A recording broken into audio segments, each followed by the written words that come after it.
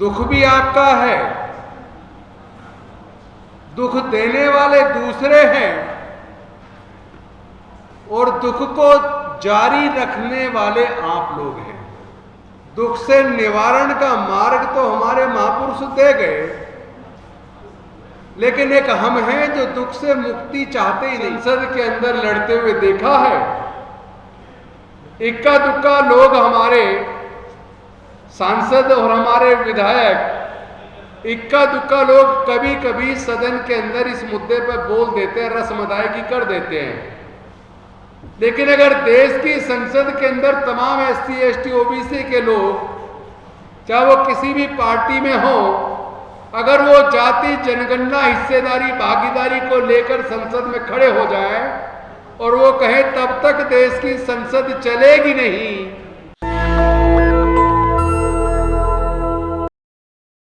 जिन मुद्दों को लेकर आज ये सेमिनार हो रहा है,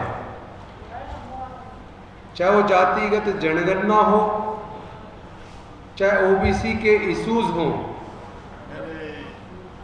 इन मुद्दों के समाधान में,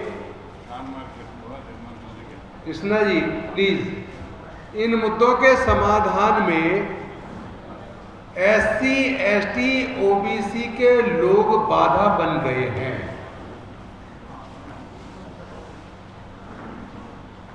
दुख भी आपका है, दुख देने वाले दूसरे हैं और दुख को जारी रखने वाले आप लोग हैं। दुख से निवारण का मार्ग तो हमारे महापुरुष दे गए, लेकिन एक हम हैं जो दुख से मुक्ति चाहते ही नहीं। हमारे दिमाग से गुलामी दूर होने का नाम ही नहीं ले रही है।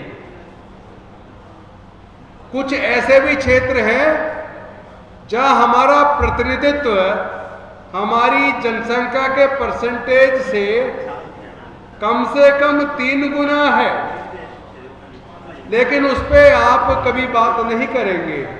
जाति जनगणना की बात कर रहे हैं और जो जरूरी है, होना भी चाहिए। हम हिस्सेदारी भागीदारी की बात कर रहे हैं, देश के तमाम संसाधनों में, सत्ता में, नौकरी में, व्यवसाय में, हर क्षेत्र में हिस्सेदारी की बात कर रहे हैं। लेकिन जब लोग कावड़ लेने जाते हैं तो उसमें 99% लोग एससी, एसटी, ओबीसी के जाते हैं। कथावाचकों को सुनने के लिए 90% से ज्यादा एससी, एसटी, ओबीसी के लोग जाते हैं। मंदिरों के बाहर लाइन लगे हुए लोगों की जनसंख्या अगर आप देखेंगे तो एससी, एसटी, ओबीसी के लोग 95% मिलेंगे,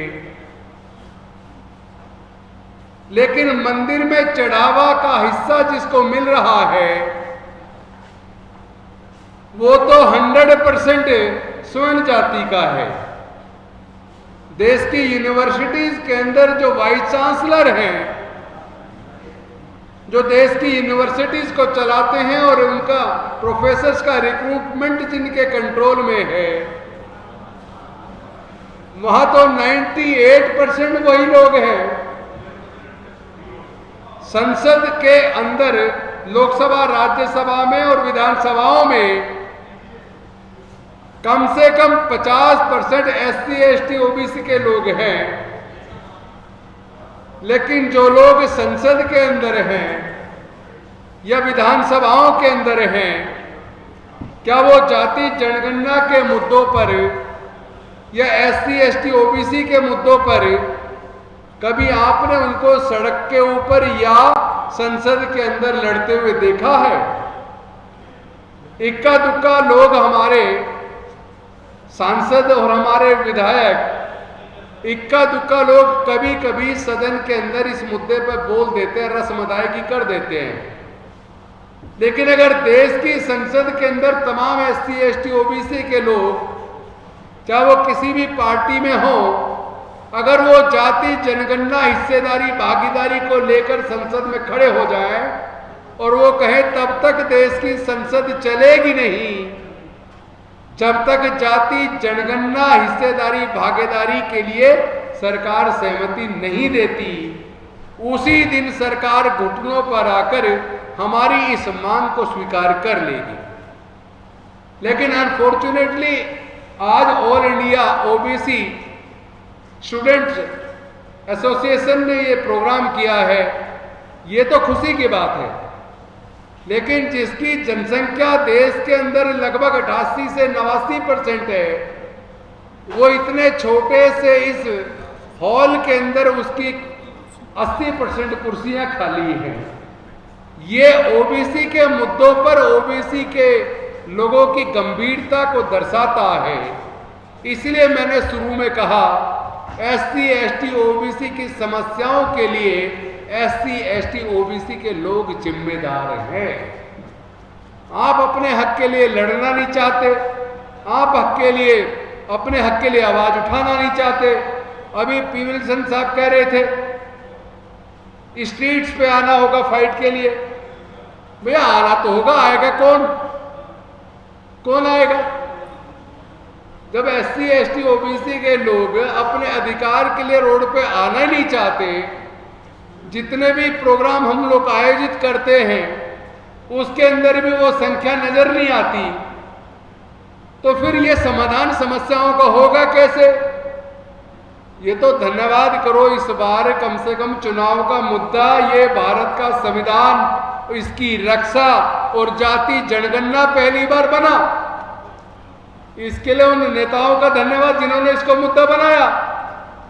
लेकिन मैं उन नेताओं से निवेदन करता हूं जहां जहां उनकी सरकारें हैं, कम से कम पहले जाति जनगणना और हिस्सेदारी भागीदारी अपनी सरकारों के अंदर वो लागू करवा दें और उसके बाद संसद में कहें कि देखो हमने जहां हमारी सरकारें वहां लागू कर दिया, अब जहां केंद्र की सत्ताधारी पार्टी की सरकारें हैं वो भी इसको लागू करे तो ईमानदारी से दबाव बनेगा और इन समस्याओं का समाधान होगा।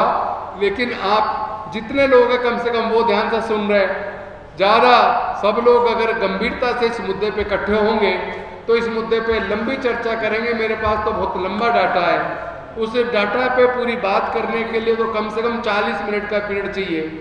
कॉलेज के अंदर भी क्लास जो होती है कम से कम 40 मिनट की होती है, स्कूल के अंदर भी 35-40 मिनट की होती है। अपने एक टॉपिक को समझाने के लिए टीचर को 40 मिनट का टाइम चाहिए, और इस मुद्दे पे बात करने के लिए इसकी जड़ में जाना जरूरी है। हम लोग बीमारी को तो कह रहे हैं बीमारी ठीक होनी चाहिए, कह रहे हैं ना बीमारी ठीक होनी चाहिए, लेकिन बीमारी का कारण असली क्या है, उस कारण की असली इलाज क्या है, उसको हम खोजने की कोशिश ही नहीं कर रहे।